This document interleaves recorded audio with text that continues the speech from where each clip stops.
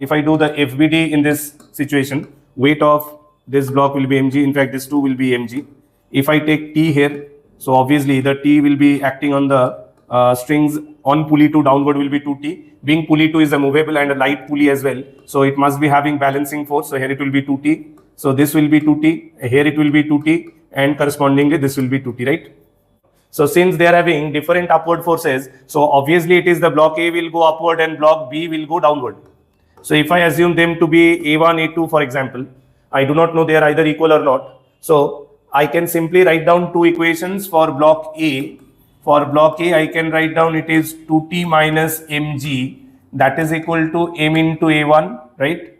And for block B, I can write down it is mg minus T, that is equal to ma2, right? These are the two primary equations that I can write down for the motion of two blocks as per the situation. So constant relation wise, you can see the, for example, the distance that, I mean, like if I assume this m1 will move by some distance x, for example, if I assume m1 will move upward through some distance x, correspondingly pulley 2 will also be go downward by x. And when pulley 2 will go downward by x, if you draw one such situations for pulley, suppose pulley 2 is moving down to this place. So being this end is fixed, so string from this end can't be utilize this released part of x as well as this released part of x. So are you getting me or not? Whatever the length this portion the arrangement had, out of which this much will remain intact because this end is unmoved end.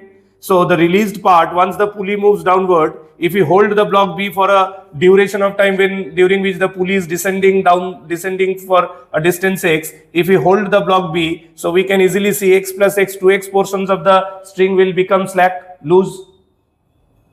So that 2x has to be compensated by allowing the block B to move downward, then only string will remain tight again. So that means it is indicating the displacement ratio between A and B is 1:2. Right? So that's why acceleration ratio will also be same.